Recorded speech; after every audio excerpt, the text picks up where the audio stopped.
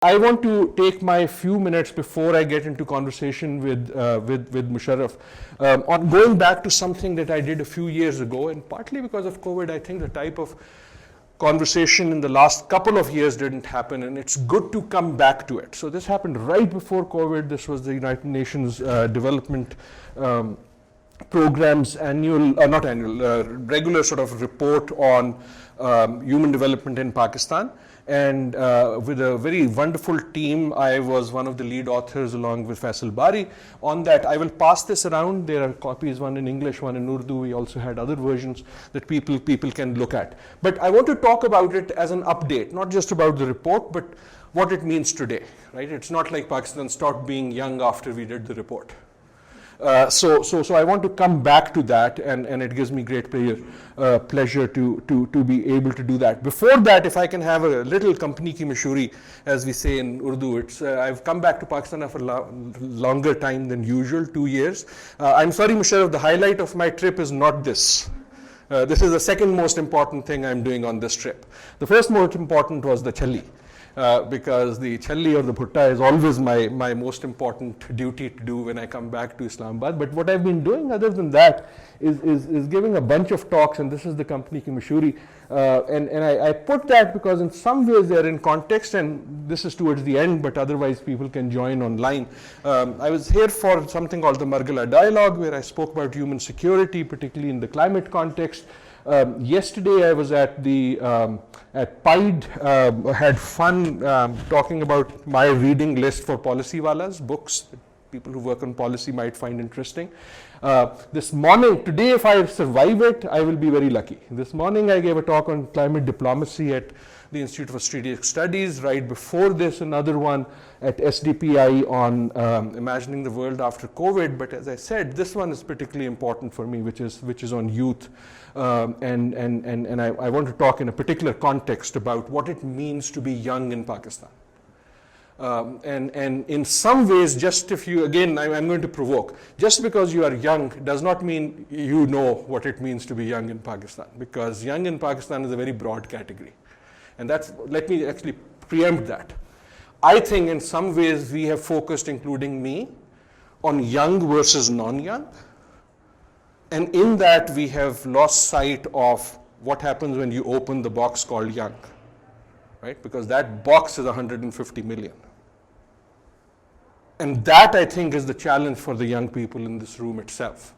Okay, we've kind of been so fixated on young versus not young that we have not figured out, not spent as much time, the exactly the same pathologies that existed before have been transferred. And that, I think, is one of the challenges. And tomorrow I'll talk about US and Pakistan at Quaid-e-Azam. I'm going to rush through a few slides. I want to do two things. I want to talk about somewhat of very quickly on what the report, how it was done. I want to talk very quickly on human development and then slightly on youth. So this was human development report in Pakistan. We wanted to see how human development is doing. And it was on young people. And the reason why we wanted to look at young people is very simple. We had 3 questions which guided us. Right? I'll be quick on these and come to the meat in a minute. But the biggest one is the one I want your ideas today. Okay, what does it mean to be young in Pakistan? Right? And again, I think that question hasn't been investigated deep enough, including by myself.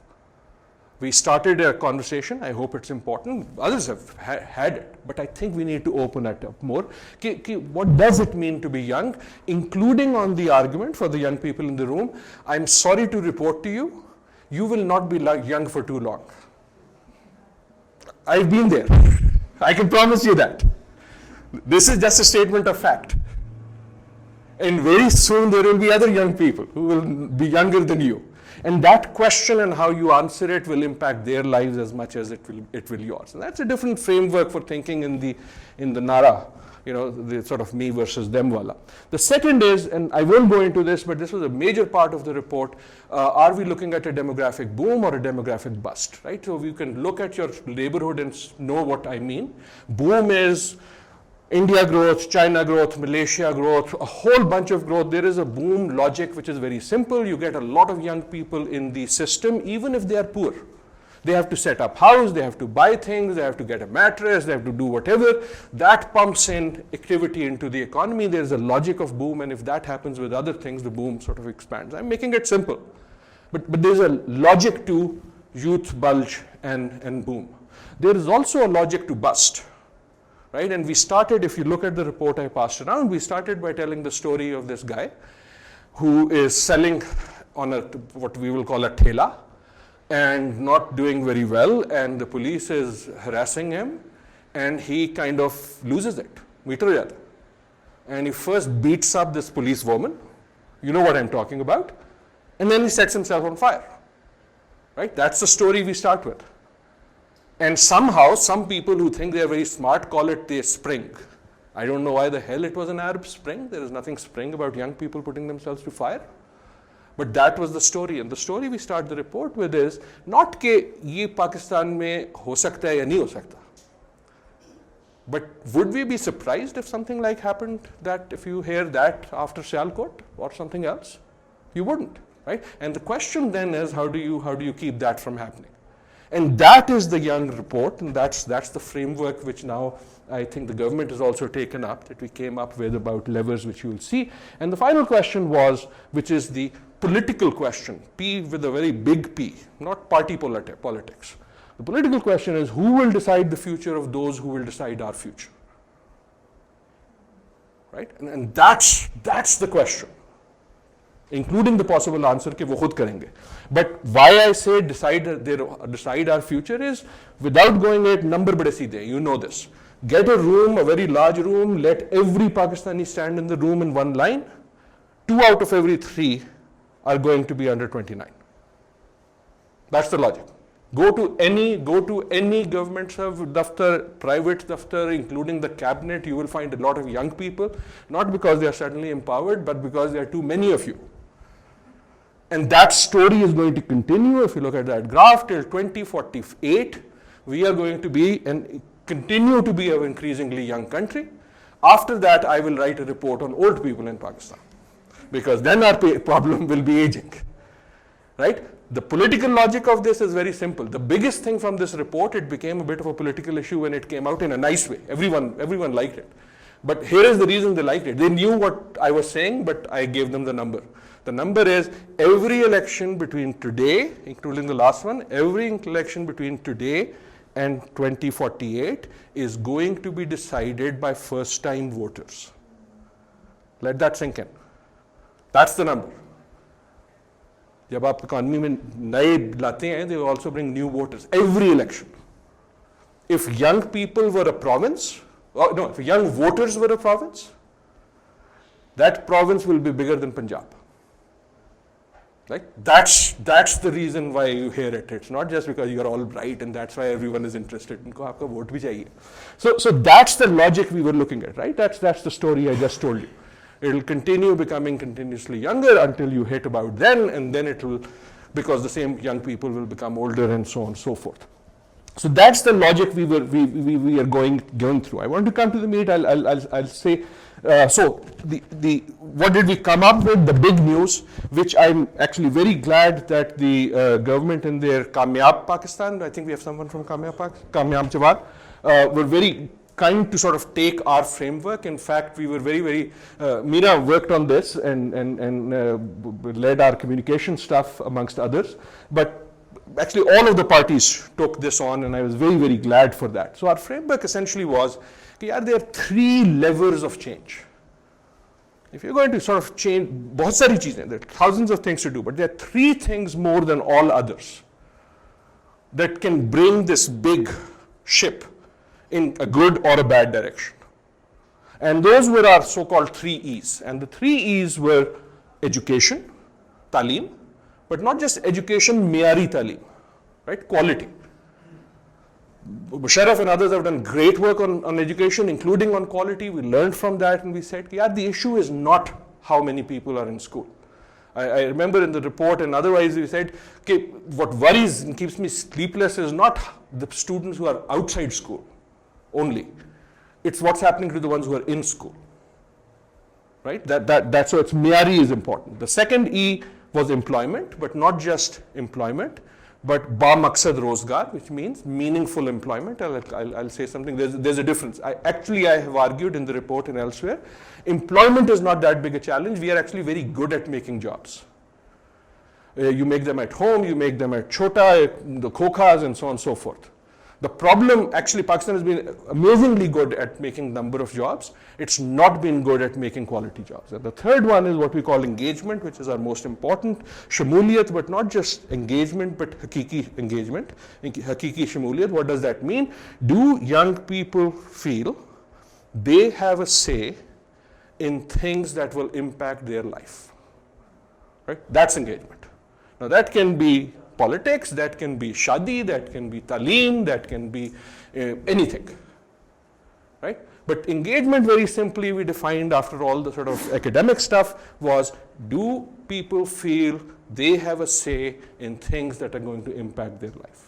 If the answer is yes, or to the extent it is yes, it is engagement. So that's the big framework that we started with. I'll really rush through this because I want to get to it, but just to give you the sense of the process, we had real fun with lots of wonderful people. We have at least one here through more than 2 years in which we consulted more than 12,000 young people directly.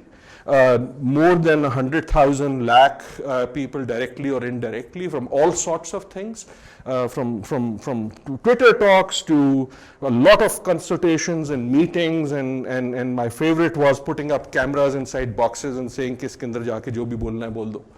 And we'll try to listen to that. But a large process. Before you ask the question, which Musharraf will, I was old, but not everyone else was. It was a fairly young team whose job was to keep telling me how I was wrong.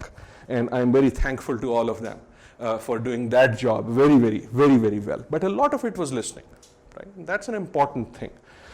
This is the consultations that we did all across the country. We did a national survey. You'll see the result of that. I think we were amongst the first few who included both FATA and Gilgit-Baltistan in a major national survey. But these were meetings, when you see me there listening, that one was right after APS. You'll see another photograph of that in Peshawar. But a lot of it was going to young people all over and saying, you tell us. Including, for example, we did consultations in a jail with bricklin workers, with coal mining, people who were coal miners. I learned a lot of my assumptions about what it meant to be young in Pakistan was, I remember, if I can take just a minute, Musharraf, you will find this interesting. Swat ke paas, there was a focus group we had arranged on coal miners. So, you always ask someone to help you with it. So I went there, we got there, and मैंने वो जब शुरू करने लगा तो जिन्होंने organize किया था, I looked towards him and I said कि यार, we needed young people. तो ये तो मुझे लग रहे हैं कि they're much older. And he politely looked to me and he said, if you spend your life in a coal mine, your looks change. And as I spoke to them, I realized they were all in their 20s. ठीक? अच्छा, ये बड़े अच्छे time पे आ गया because again I won't go into the recommendations. We chose actually not to have recommendations because they become boring. We chose from all of this, we said all of the things we were listening to and recording. So we said we'll just report what young people are saying should be done, no matter how policy wonky or not policy wonky it is. Right? So like जिस तरह सलामी होती ना 101. So we took 101 actual ideas that were generated and we spread it into the report, and we actually published them as a pack of cards, which we also, Umar, we gave it to every member of parliament, right? And we put it on their desk.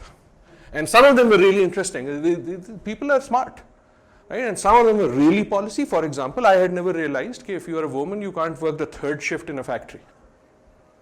The third shift is the night shift. Because at some point, the Angrez had thought that that was not safe for women. What we realized was that women who worked in factories in Faisalabad and elsewhere actually liked that shift because it gave them back a bunch of the day, right? And that one actually got changed. My other favorite one was, which is in this pack, please pass this around, my favorite idea was someone saying, the policy should be anyone who is federal minister, federal secretary, general, and there was a list of sort of high officials, has to send their children to a government school. ये कर लो, बाकी खुद ही ठीक हो जाएगा. बाकी करने की कोई जरूरत नहीं. Anyhow, now I've done too much of this. I want to take a few minutes on human development and be a professor for a minute, and then on young people. We were doing a human development report. I do want to do this. What is human development? I won't go into this. This is a slide I use in my class. It is a very Pakistani idea. I also won't go into that. I think you all know and who those 5 people are. If you don't, shame on you. But the idea of human development is if you're trying to figure out how people are doing, GDP doesn't really cut it. Dr. Mehboob Ulhaq sort of came up with it, and essentially human development is health plus wealth plus knowledge. Right? You do that and mathematically you average them out. And the way I explain it to my students in Boston and elsewhere is, and they all learn this Punjabi line, actually development is not koi itni badi usme gidar sangini hai, it's not difficult. Development is essentially the answer you get when you ask someone, ki haal hai? How are you? Right? That's the lesson, that's the brilliance of Dr. Mehboob Ulhaq. Ask someone, how are you? The answer you get is what is development. Try it out. You ask someone, they're going to say, my bag gave. My daughter just graduated. My son got a job. I read a good book. I saw a great drama or movie. Right? Essentially, the idea is health, wealth, knowledge. Now, how does that translate to this report and stuff? So every year, because of Dr. Saab, they do the human development report. This was the Pakistan one. The development goes up. You kind of know the stories. In a little while, there's this Tunda. Pakistan is 152nd. Right now, we were at 0.404 in 2017, and then 5.6 in 19. I won't go into details. Essentially, over time, you go up. 0 is totally bad, 1 is perfect. Right? Sweden jo hai, 1 ke paas hote hain, 0 is totally bad. Right? Now, we are, I think, mostly Pakistanis here. How do Pakistanis figure out how they are doing? There is one and only one way. You say, how is India doing? Right? And that will tell you. So that's the question to ask, and the answer would be, Aja yaar. Yeah. Right? No surprise here. You start seeing the wedge. Actually, when double daba diya, the more interesting story of why human development is much better than GDP is, because it starts telling that story, including on youth. So this is Sri Lanka. And the question is, why is Sri Lanka here and Pakistan in here? Any answer? Very simple. This is a very simple question. Education, right? Basically literacy, export teachers. You start doing that in that formula, this is what's going to happen. Now let's make it more interesting. Afghanistan. I don't know where this will go now, but what was happening here were the schools. In some ways, and I don't know if Musharraf agrees or not, the Kabul politics you are seeing is this politics. Right? Whether it's Taliban 2.0 or not, I don't know. But I do know that the Kabul of 2021 is not the Kabul the Americans came to. It's not the Kabul the Taliban came to. Mostly because of young people. Why is this relevant to young people? Across this report, 12 बार मीरा हमने लिखा है कि Pakistan is the second youngest country in the world, in the region. Who's the first youngest? It's Afghanistan. Now let's make this even more interesting than this. Iran. Why do you think this is happening in Iran? Right? The story changes. Women in universities. You actually start looking at it. Quality universities and women, highest not just in the Muslim world, but in the region and beyond. And so things like that start leveraging. This is the leverage part. Now this is one, when I used to talk about it, used to be a surprise, is no longer a surprise. Right? What's the story here? Bangladesh? The story is Muhammad Yunus and Grameen. Not just Muhammad Yunus and Grameen, it's the empowerment and of the entrepreneurial female. Right? So the point I'm saying is human development, when we start talking about young people, give you these levers, agar aapne ye simple bhi rakhna hai, of how to change. And Nepal, again, the same, and so on and so forth. So that was just a sort of trailer there. We converted that into, for the first time, a district by district map of human development in Pakistan. Umar, I just saw here.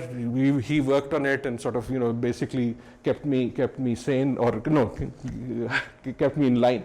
The lesson here is there is no surprise in what is red and what is green. Red is low and green is high. ये आप अगर खुद भी घर बैठ के colour करें ना, आप इसी तरह कलर करेंगे.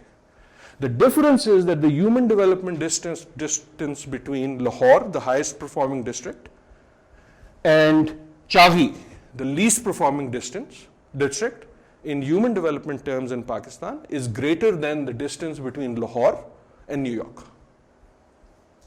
Right? अगर आप बजाय miles के human development में से count करें, Chavi to Lahore is longer than New York to Lahore.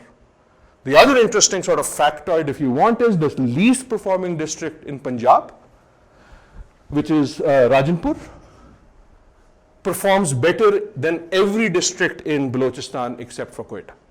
Right? So there are all sorts of things, including lessons on things that are happening well, right, in many districts. But we also created a gender-based, gender difference human development map and a youth map, but with the statistics. That's statistical, so I don't want to go into that. Where I want to come to as I start sort of wrapping up is what about young people, right?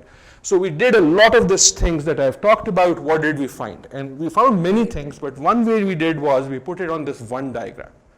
So Meera, Umar, and others who are not here, we all sat together and we said, let's imagine that a kamra hai bigger than this. It can take 100 people. If we could collect 100 young people who exactly represent what Pakistani young people are, what would that room look like? Agar hum, by magic, we can get 100 people, 100 young people, to statistically represent the reality of Pakistani youth. And that's what we came up with, right? Some of those things are no surprise. 55 will live in Punjab. Some of you may be surprised, but you shouldn't be. Only 4 of them will live in Balochistan. That's a demographic reality. Isme koi injustice nahi hai. That's just how it is. Only 4 of them will live in AJK, FATA, and GB. 15 will start life Urdu as first language. 37 with Punjabi, 10 with Saraiki. 10 with Sindhi, 13 with Saraiki. That's not the surprise. Literacy is not the surprise. Education is not even the surprise. Actually, the education wala ek minute agar mujhe dein. We think about who the elite is. Aap log sare baithe hain.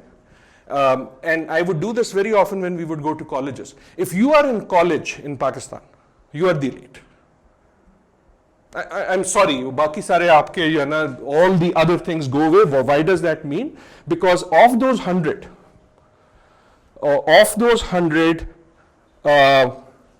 only 6 will have 12 years or more of education. Right?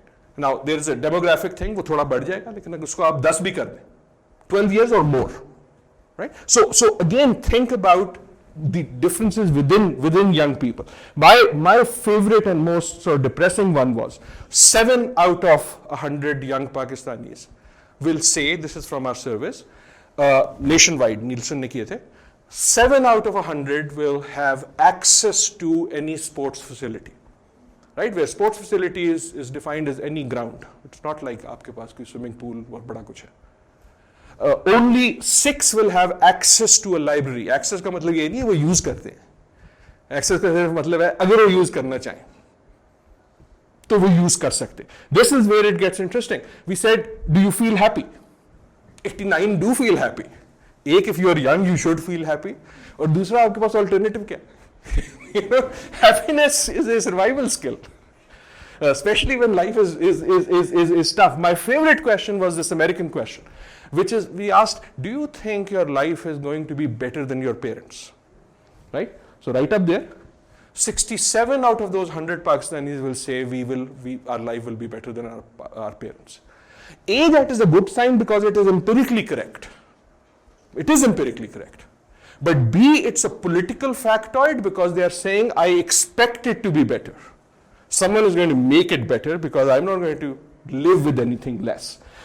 I'm really sort of wrapping up. What does this mean? One slide each, only the third one will take a minute on each of the three. On education, we took sort of numbers that some of you have worked on and we moved further to that. We asked not how many students are out of school, right? वो आप जवाब दे चुके थे. We said कि यार आपके constitution में there is a provision, right? हम सारे दिन constitution करते हैं, आप अपनी show पे करती हैं, बाकी लोग करते हैं. There is a constitutional provision which says every child of school going age should be in school. Why the hell does no one fight about that? So the question to Umar and Meera and everyone else was, okay, do the calculation for me at the rate which we are enrolling students, which is 1% growth every year, which is very high, right? Average.